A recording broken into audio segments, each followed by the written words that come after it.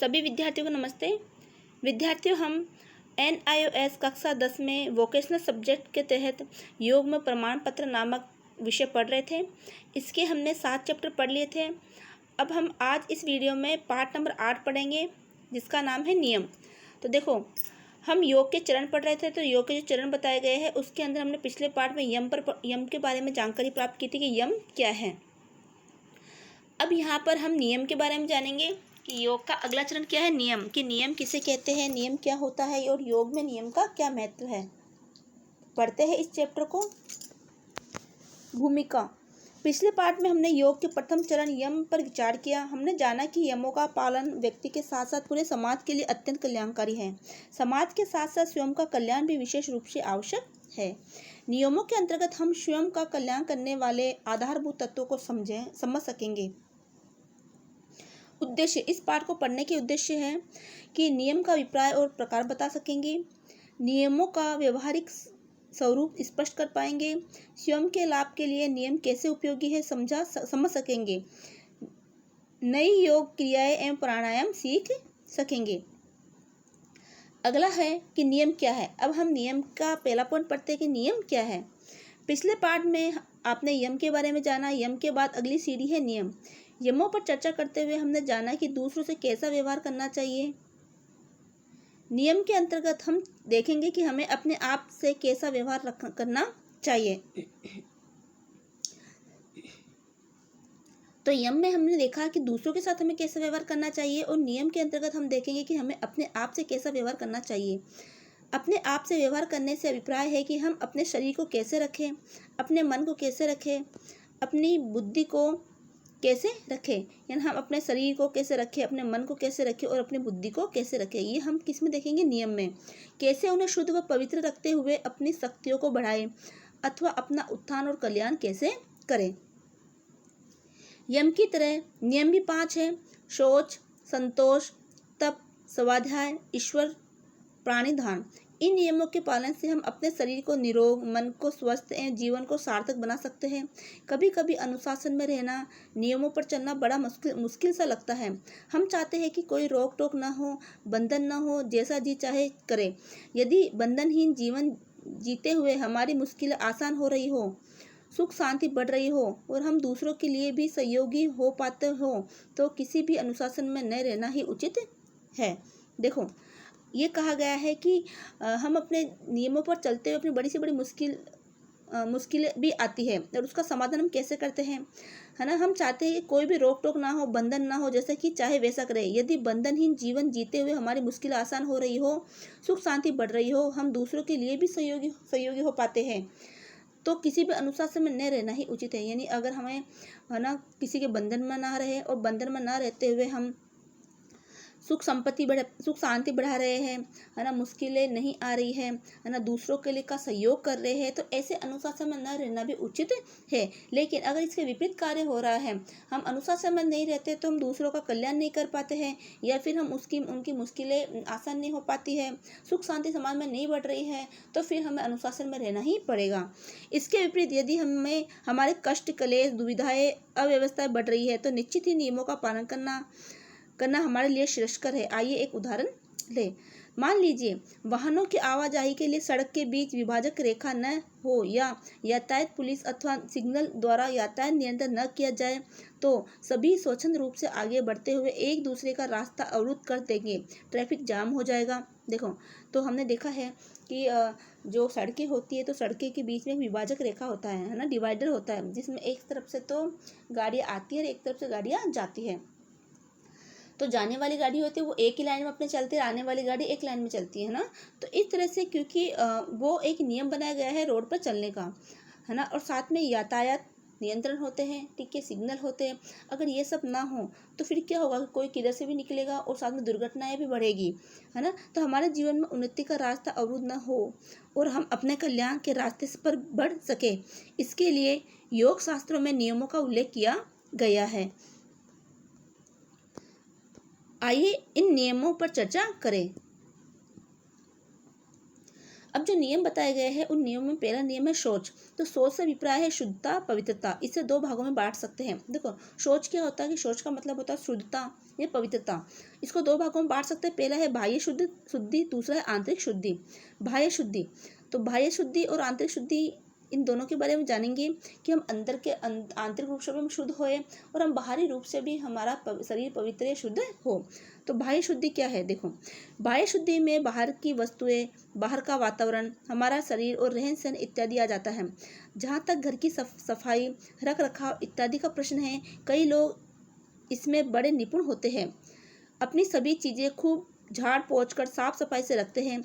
कई लोग अपने वाहनों को भी बड़ा संवार कर रखते हैं। शारीरिक स्वच्छता से अभिप्राय है अपने शरीर को आदि व्याधि से मुक्त रखना। आदि व्याधि यानी कि जो बीमारियां हैं, जो कष्ट है, उससे अपने शरीर को दूर रखना। सभी अंग प्रत्यंगों को निरोग एवं पुष्ट रखकर, तो हमारे जो भी अंग प्रत्यंग है उसको निरोग और पुष्ट रखना। सात्विक आहार से युक्त रखना।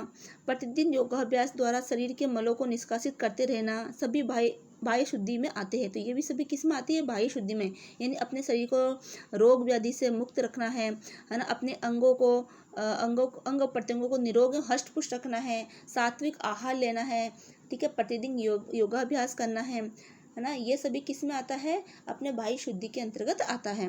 अगला है आंतरिक शुद्धि। बाह्य के साथ साथ आंतरिक शुद्धि, जिसे हम अनदेखा करते रहते हैं, का भी बड़ा महत्व है। आंतरिक शुद्धता से अभिप्राय है मन की शुद्धता। यानी हमारे मन में दूसरों के प्रति ईर्ष्या द्वेष न हो, हम हमेशा स्वार्थी या विषयों के प्रति लालच न बने रहे। तृष्णा हमें सदैव न घेरे रहे, ठीक है। यही है हमारी आंतरिक शुद्धि। तृष्णा हमें सदैव घेरे रहती है, तो इस प्रकार हमारा आंतरिक मन भी शुद्ध होना जरूरी है। देखो जब हमें असंतोष होता है, तो असंतोष की स्थिति में क्या होता है कि देखो असंतोष की स्थिति में ये होता है कि हमारा जो मन है वो हमारा ध्यान क्रम की कुशलता अथवा कर्तव्य पालन न कर फल पर केंद्रित हो जाता है। कि हमारा मन क्या करता है कि हमें कर्म न करके, हमें सिर्फ क्या कर्म तो हम कर रहे हैं, तो हम कर्म के फल पर केंद्रित हो जाता है, ठीक है। हम उसी कुशलता पर ध्यान ना करके, है ना, हम कर्तव्य पालन ना कर हमें कर्म की कुशलता ना देखकर हम कर्तव्यों का पालन ना करके उस फल पर हम केंद्रित हो जाता है कि हमें क्या फल उससे मिलेगा, जिससे असंतोष उत्पन्न होना स्वाभाविक है। ठीक इसी प्रकार अपनी योग्यता से कम काम करने पर अपनी क्षमताओं का सदुपयोग नहीं हो पाता। जब हम अपनी योग्यता से कम काम करते हैं, ठीक है, तो हमें जो है संतोष उत्पन्न नहीं हो पाता है और हम अपनी योग्यताओं का सही, क्षमताओं का सही सदुपयोग भी नहीं कर पाते हैं, जिससे मन में ग्लानि और पश्चाताप पनपेगा। दोनों स्थितियों में असंतोष बना रहना स्वाभाविक है। तो देखो ये वाला जो पॉइंट है वो असंतोष से संबंधित है ना। इसमें इस किताब में ही प्रिंटिंग मिस्टेक इतनी है, ये असंतोष का पॉइंट है कि हमारे मन में असंतोष उत्पन्न होता है। अब है अगला है ईश्वर की कर्म फल व्यवस्था में विश्वास होना। जब आप ईश्वर के कर्म फल व्यवस्था में विश्वास करते हो कि हम अगर अच्छा कर्म करेंगे तो भगवान हमें अपना आप ही अच्छा हमें फल देगा, ठीक है, तो ये विश्वास अगर आपका हो जाता है तो आपको कर्म का उचित फल मिलने शुरू हो जाता है। हम जैसा करेंगे वैसा काटेंगे, जो जैसा करेगा वैसा भरेगा, ऐसा सृष्टि का अटल नियम है। जब फल आशा के अनुकूल अथवा आशा से अधिक मिलता है तो हम प्रसन्न होते हैं और जब आशा के विपरीत मिलता है तो खिन्न हो जाते हैं। यदि हमें ईश्वर की कर्म फल व्यवस्था में विश्वास होगा तो फल कम या अधिक की चिंता नहीं करेंगे, वरना अपने कर्मों की ओर दृष्टि रखेंगे, उसमें सही त्रुटियों पर ध्यान देंगे और बड़े सहज भाव से फल को स्वीकार कर लेंगे। भविष्य में पूरी मेहनत, ईमानदारी और निष्ठा से कर्म करने में जुट जाएंगे। तो अगर हमें भगवान की कर्म फल पर विश्वास है तो हम जो है ईमानदारी से, मेहनत से और निष्ठा से कर्म फल में जुट जाएंगे। अगला है तप। तो देखो तप क्या होता है, तो ये भी हमारे जो है नियम के अंतर्गत ही आता है। तप का अर्थ है पकना या पकाना अथवा दृढ़ करना या मजबूत करना। तप से दृढ़ता मिलती है, सामर्थ्य और क्षमता में वृद्धि होती है। जैसे कच्चे घड़े में पानी नहीं ठहर सकता, इसलिए मिट्टी के घड़े को तपाया जाता है, पकाया जाता है, जिससे वह दृढ़ होता है और फिर उपयोग में लाया जा सकता है। इसी प्रकार शरीर को, मन को भी तपाया जाता है, दृढ़ किया जाता है, उसे उपयोगी बनाने के लिए अपनी सामर्थ्य अनुसार सुख दुख, भूख प्यास, हर्ष शोक, मान अपमान को सहन करते हुए अपने लक्ष्य की ओर निरंतर आगे बढ़ते रहना। तप कहलाता है। तप मुख्यतः 3 प्रकार का होता है। देखो तप क्या है? तप है पकाना या दृढ़ करना या मजबूत करना। देखो जैसे हम एक कच्चे घड़े में पानी ठहर सकें, इसके लिए उस घड़े को हम तपाते हैं, उसको पकाते हैं ताकि वो दृढ़ और मजबूत हो जाता है और उसको उपयोग में लाया जा सके। इसी प्रकार शरीर को, मन को भी तपाया जाता है, उसको दृढ़ किया जाता है। उसे उपयोगी बनाने के लिए उसको सामर्थ्य के अनुसार उसको दुख सुख, भूख प्यास, शोक हर्ष, मान अपमान, है ना, आदि सहते हुए, है ना, उसको अपने लक्ष्य की ओर निरंतर आगे बढ़ते रहना ही तप कहलाता है। तब मुख्यतः कितने प्रकार का होता है? 3 प्रकार का। पहला है शारीरिक तप। इसमें सामर्थ्य अनुसार निरंतर योगाभ्यास से शरीर को निरोग और सुदृढ़ बनाया जाता है ताकि योग्य कर्मों के लिए उपयोगी हो सके। देखो इसमें क्या होता है? शरीर को तप देना यानी इसको योगाभ्यास द्वारा, योग के द्वारा निरोगी और सुदृढ़ यानी मजबूत बनाया जाता है ताकि योग्य कर्मों के लिए हमारा शरीर जो है मजबूत हो सके, उपयोगी हो सके। किसी सांसारिक लक्ष्य को प्राप्त करने के लिए भी हमें सुख दुख, गर्मी सर्दी, लाभ हानि, मान अपमान को सहन करना ही पड़ता है, तभी हम उसके योग्य बन पाते हैं। इसी प्रकार योग के मार्ग पर बढ़ने के लिए भी इन द्वंद्वों से ऊपर उठना होता है। इसके लिए युक्त आहार अर्थात सम्यक भोजन, युक्त विहार, सम्यक घूमना फिरना, युक्त निद्रा, अपनी आवश्यकता नींद का पालन श्रेयस्कर है। परंतु जो तप अपनी सामर्थ्य अनुसार न करके अपनी क्षमताओं से अधिक किया जाता है अथवा नाहक ही शरीर को कष्ट दिया जाता है, जैसे घंटों तक पैर पर खड़े रहना, कई दिनों तक भूखे प्यासे रहना इत्यादि, तामसिक तप कहलाता है। तो इत्यादि क्या कहलाता है? तामसिक तप कहलाता है। क्योंकि तप से अभिप्राय उसे पुष्ट करना होता है, न कि उसे पहले से ज़्यादा क्षीण कर देना अथवा दुरुपयोगी बना देना। देखो तप का मतलब क्या होता है कि पहले से और अधिक पुष्ट करना और अधिक मजबूत करना, न कि उसको क्षीण कर देना अथवा दुरुपयोगी बना देना। तो तप से हमारा जो शरीर है ना, वो पुष्ट होता है। तो कई दिनों तक कुछ भूखे प्यासे रहता है तो तामसिक तप के अंतर्गत आता है। एक पेड़ों पे खड़े रहते हैं, है ना, वो अपने शरीर को कष्ट पहुंचाते हैं, तो ये तामसिक तप के अंतर्गत आता है। अगला है वाणी का तप। वाणी के तप का भी बड़ा महत्व है। बहुत सारी अभिक्रिया, बहुत सारी अप्रिय इस परिस्थितियों को हमारी वाणी ही जन्म देती है। कई बार हम कुछ ऐसा बोल देते हैं जिसकी वजह से हमारे आसपास में, हमारे मोहल्ले में या फिर हमारे घर में अशांति पैदा हो जाती है ना। तो हमारी वाणी को भी है वो कई तरह की अप्रिय, है ना, परिस्थितियों को जन्म देती है। वाणी के नियंत्रण से हम बहुत सारी अवांछित स्थितियों से बच सकते हैं। अपने भाव या विचारों को व्यक्त करना बुरी बात नहीं है, है ना। हम अपने बातों को रखते हैं, वो कोई बुरी बात नहीं है, परंतु उसके लिए सही शब्दों, समय और स्थिति का चयन भी जरूरी है।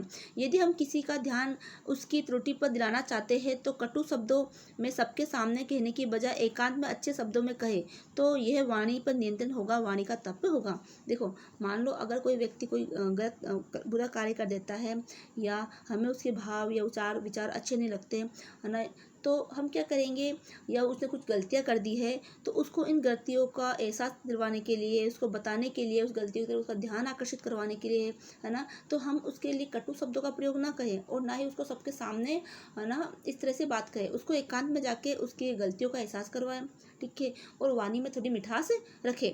मन का तप। मन के तप के अंतर्गत आता है कि मन का तप शरीर और वाणी से अधिक कठिन है। मन को बार बार ये प्रशिक्षण देना कि वह मान और अपमान में, हानि और लाभ में, दुख और सुख में समान बना रहे, यह मन का तप कहलाता है। किसी ने बुरा कह दिया तो निराश न होना और किसी ने अच्छा कह दिया तो फूल न जाना। मन को समान बनाए रखने के लिए इस सूत्र को पकड़े रखे। तो इस तरह से मन को जो है शुद्ध बनाए रखने के लिए, समान बनाए रखने के लिए हमें कौन सी चीज़ को पकड़ना है कि लाभ हानि में, दुख सुख में, मान सम्मान में हमारा मन क्या रहे, स्थिर रहे। ऐसा ना हो कि कोई आपको बुरा कह दे तो आप निराश हो जाओ, कोई आपकी बड़ाई कर दे तो आप फूले ना समाओ, है ना। ऐसा नहीं है, आपका हर स्थिति में आपका मन समान होना चाहिए। अब इससे संबंधित कुछ प्रश्न है। संतोष किसे कहते हैं, संतोष के लिए क्या जरूरी है, तप क्यों किया जाता है, तप कितने प्रकार के होते हैं, किस प्रकार का तप तामसिक कहलाता है। अगला स्वाध्याय। तप के बाद चौथा चरण है स्वाध्याय। स्वाध्याय का भाव अध्ययन से है ना। देखो स्वाध्याय यानी स्वयं अध्ययन करना, है ना, पढ़ने से है, मनन से है। क्या पढ़ना है, नोबल अखबार या पत्र पत्रिका है। अब आपको पढ़ना क्या है, कोई अखबार पढ़ना है, कोई नोबल पढ़ना है, कोई पत्र पत्रिकाएं पढ़ना है। कुछ लोग यही कुछ पढ़ सकते हैं कि उसका स्वाध्याय हो जाए, परंतु ये ठीक नहीं पत्र पत्रिकाओं से हमें वस्तुएं घटनाओं संबंधी ज्ञान मिलता है। तो कुछ लोग तो क्या करते हैं, पत्र पत्रिकाएं पढ़ते हैं कि वही स्वाध्याय हो गया, पर ये सही नहीं है। पत्र पत्रिकाएं तो हमें क्या करते हैं, वस्तु घटनाओं संबंधी ज्ञान हमें मिलता है, जबकि स्वाध्याय से अभिप्राय है, स्वाध्याय का अभिप्राय क्या है, स्वाध्याय से अभिप्राय है वेद, उपनिषद, गीता एवं आध्यात्मिक संबंधी विवेक ज्ञान उत्पन्न करने वाले शास्त्रों का नियम पूर्वक अध्ययन करना। सत्य शास्त्रों का अध्ययन और मनन करने से जहाँ एक और हमारे संशयों का, अविद्या का नाश होता है, वही दूसरी ओर सोचने समझने की क्षमता बढ़ती है। मनन की प्रक्रिया तीव्र होती है, अच्छे बुरे का विवेक होने लगता है।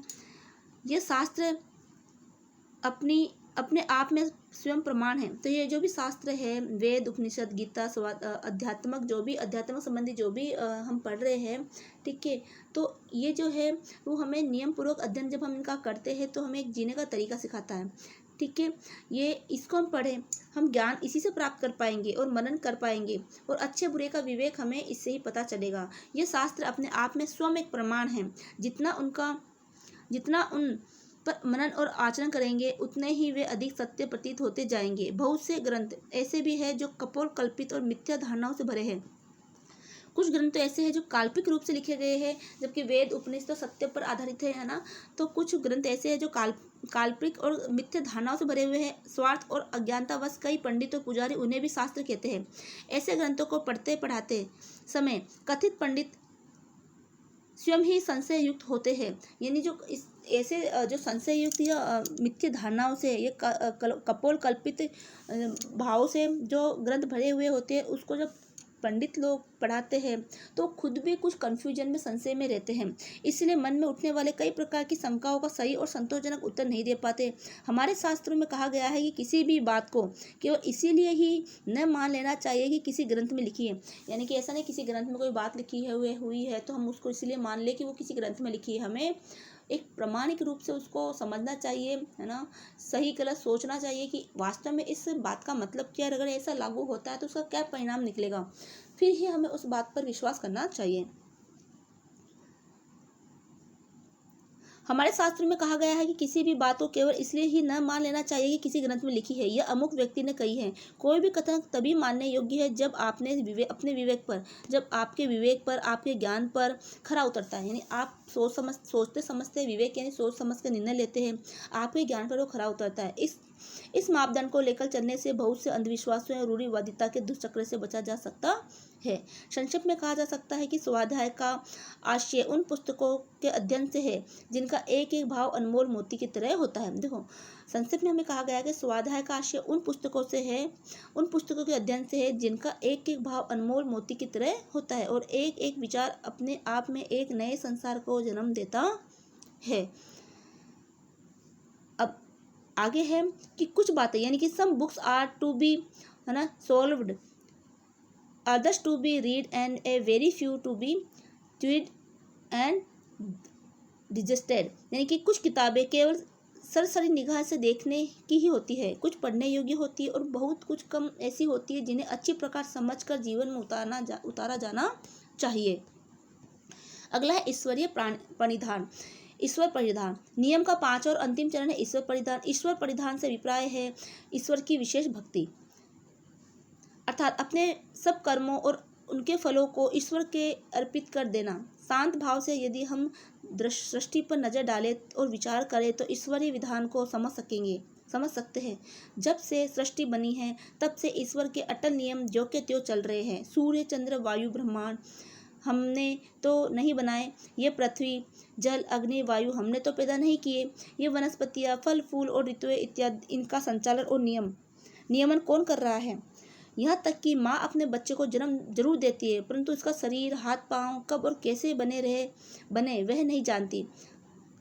बच्चे का हृदय, मस्तिष्क, फेफड़े, सारा पाचन संस्थान सब कैसे बन रहा है, ये उससे अनभिज्ञ है। तो कोई तो कारीगर जरूर है जो सबका निर्माण करने वाला है, तो कोई तो ऐसा कारीगर है जो इन सबका निर्माण कर रहा है, और वो कौन है, वो है ईश्वर।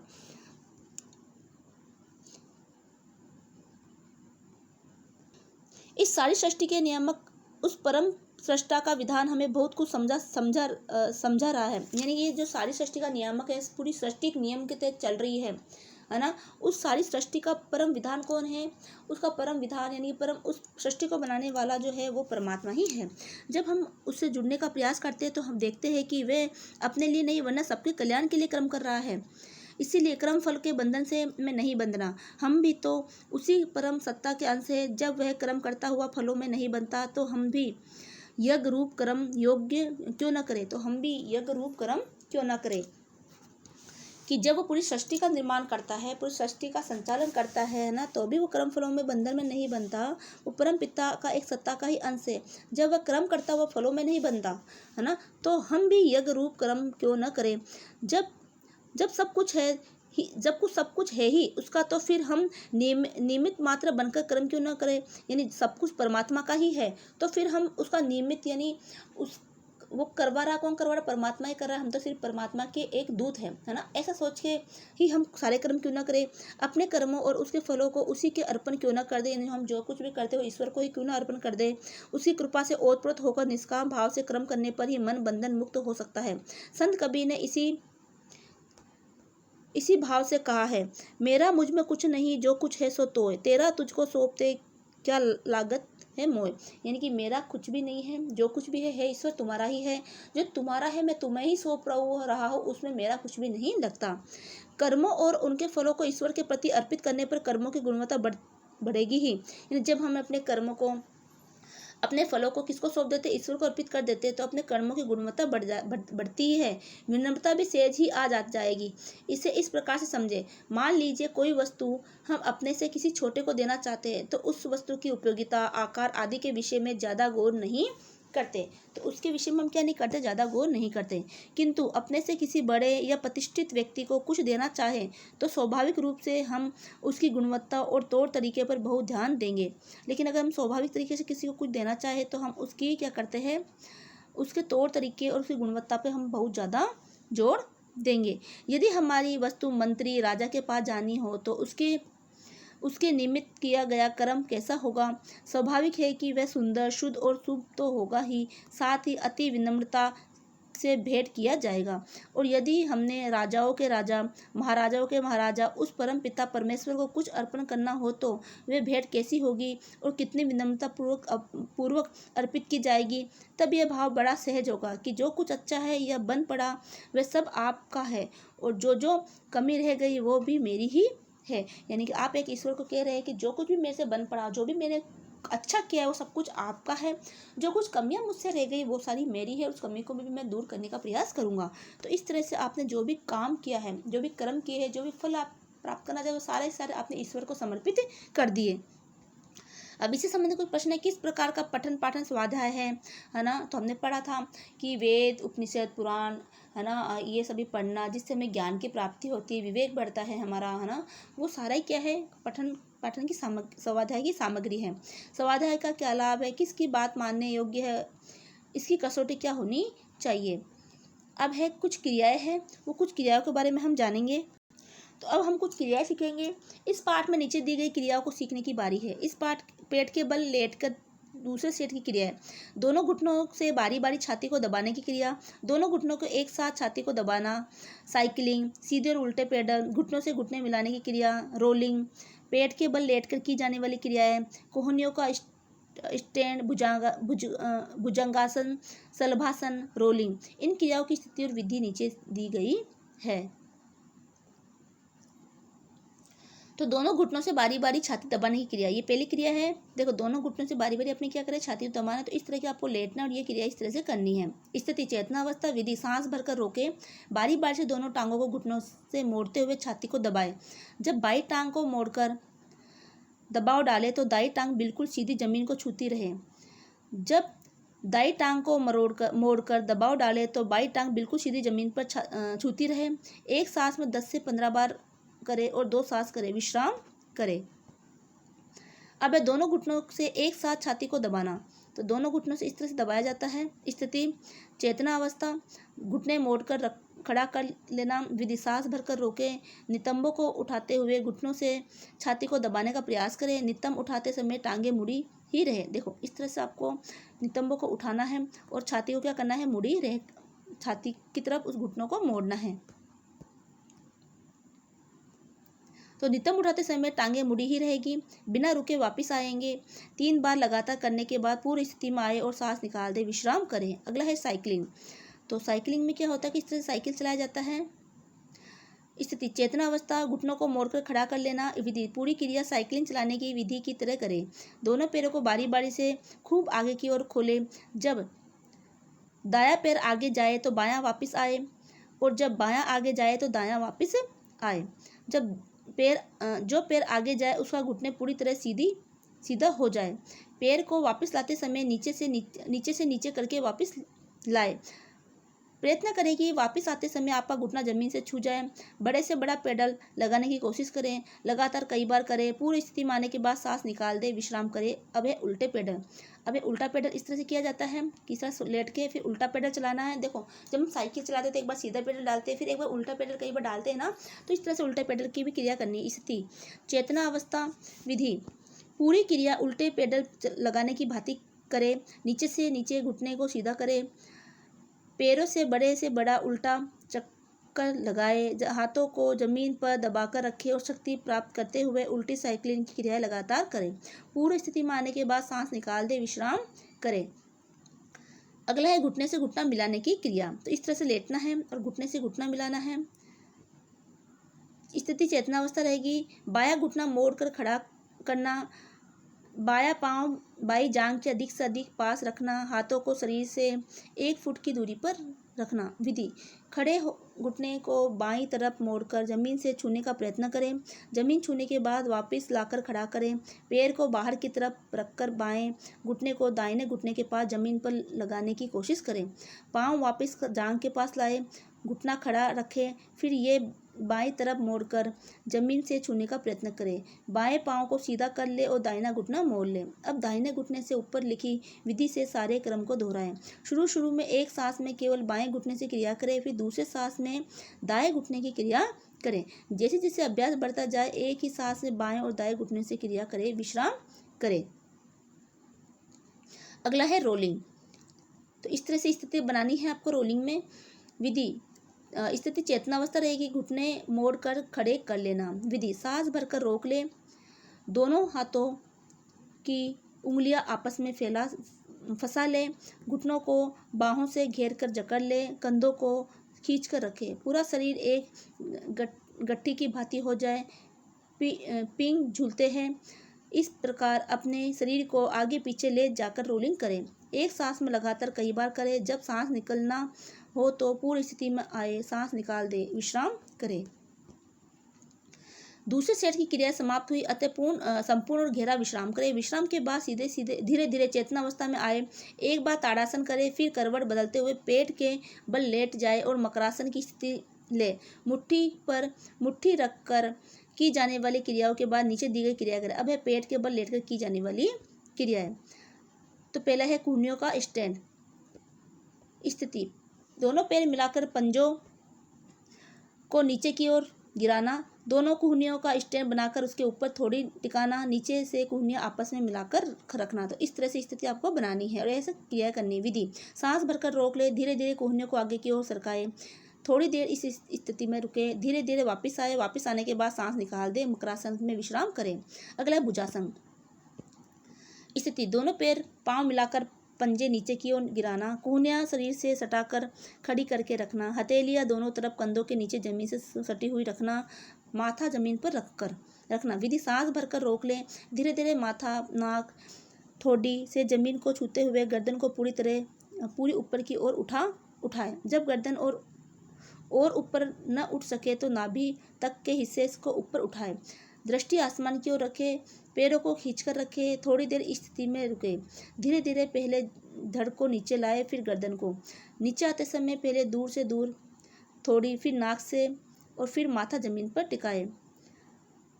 पूरी स्थिति में आने पर सांस निकाल दे, मकरासन में विश्राम करें। अब है शलभासन। ये शलभासन की स्थिति ऐसी होती है जो आपको दिखाई दे रही है चित्र में। स्थिति, दोनों पांव मिलाकर पंजों को नीचे की ओर गिराना, दोनों हाथों की मुट्ठियां बनाकर जांघों के बीच रखना, थोड़ी जमीन से लगाना और उसे जमीन पर दबाकर रखना। तो जो अपने चेहरे की ठोड़ी होती है उसको जमीन से लगाना है। विधि, सांस भरकर रोक ले, बाएं पांव को उठाकर जमीन से 1-1.5 फुट की ऊंचाई पर स्थिर करें, थोड़ी देर रुके, वापस पैर की पूरी स्थिति में आए और सांस निकाल दे। इसी क्रिया को सांस भरकर दाहिने पांव से करें। सांस भरकर दोनों पैरों को एक साथ ऊपर उठाएं। अभ्यास के दौरान पैर स्थिर रहना चाहिए। थोड़ी देर इसी स्थिति में रुके, पूरी स्थिति में आने के बाद सांस निकाल दे, मकरासन में विश्राम करें। विशेष, पांव को 45 डिग्री के कोण के ऊपर न उठाए, यानी पैर जमीन से 1 फुट के से अधिक ऊंचा न उठाए। अगला है रोलिंग। तो ये रोलिंग की स्थिति है। स्थिति क्या है? दोनों पांव को मिलाकर खड़ा रखना, दोनों हाथों से दाईं बाईं और शरीर से 1-1.5 फुट की दूरी पर स्टेप बनाकर रखना, माथा जमीन से चिपका कर रखना। विधि, सांस भरकर रोक ले, अपने पूरे शरीर को बारी बारी से बाईं ओर से दाईं ओर, दाईं ओर से बाईं ओर रोल करें। बाईं ओर जाए तो पूरा शरीर बाईं करवट हो जाए, दाईं ओर जाए तो पूरा शरीर दाईं करवट हो जाए। ध्यान रहे कि माथा जमीन से न उठे। अपनी शक्ति के अनुसार लगातार करें। मकरासन में आने के बाद सांस निकाल दे, मकरासन में विश्राम करें। मकरासन में विश्राम के पश्चात चेतना में आए, दोनों पैरों को मिलाए और हाथों के सहारे उठकर सीधा बैठ जाए। अब है अभ्यास क्रम। अब उचित समय पर नीचे दिए गए क्रम में अभ्यास करें। प्रार्थना, शवासन, ताड़ासन। देखो, हमने जो फर्स्ट पार्ट में जो क्रियाएं पढ़ी थी वही क्रियाओं का आगे क्रम बढ़ता जा रहा है। तो प्रार्थना है, शवासन है, ताड़ासन है, पीठ के बल लेटकर पहला सेट, ताड़ासन, फिर है पीठ के बल लेटकर दूसरा सेट, ताड़ासन पेट के बल लेटकर, मकरासन पेट के बल लेटकर की जाने वाली क्रियाएं और है मकरासन पेट पर बैठकर की जाने वाली क्रियाएं और फिर समाप्ति प्रार्थना। अब कुछ प्रश्न है। पीठ के बल लेटकर की जाने वाली क्रियाओं का प्रभाव लिखे, पेट के बल लेटकर की जाने वाली क्रियाओं का प्रभाव लिखे, बैठकर की जाने वाली क्रियाओं का प्रभाव लिखे। आपने क्या सीखा? इस पाठ में हमने सीखा कि नियम हमें अपने आप को शुद्ध, पवित्र और दृढ़ बनाने का उपयोग बतलाते हैं। ये 5 है। शौच अथवा अंदर बाहर की शुद्धता, संतोष अथवा जैसी भी परिस्थितियां हो उन्हें अच्छे मन से स्वीकार करते हुए उनमें सुधार के लिए प्रयत्न। तप का अर्थ है जो करने योग्य कर्म है उन्हें करते हुए दुख सुख, गर्मी सर्दी, लाभ हानि को सहन करते हुए अपने प्रयासों में ढील न आने देना। स्वाध्याय का अर्थ है वेदादि ग्रंथों के दिए गए निर्देशों का मनन और पालन। ईश्वर प्राणिधान का अर्थ है अपने कर्म फलों को ईश्वर अथवा लोक कल्याण के लिए समर्पित कर देना, निष्काम कर्म करना। तो ये है कुछ आपके जो पाठ में आपने क्या सीखा, इसका पूरा सार या निचोड़ यहाँ दे रखा है। अब पाठ के प्रश्न हैं। नियम के 5 चरणों में किन्हीं 2 के बारे में लिखिए। नियम आपके जीवन में कैसे उपयोगी है विस्तार से लिखिए। तो उम्मीद है कि आपको वीडियो पसंद आया होगा, आपको ये पाठ समझ में भी आया होगा। ठीक है, ये वोकेशनल सब्जेक्ट है जो कि बहुत ही आसान है वैसे। तो मिलते हैं अगले वीडियो में। जय हिंद, जय भारत।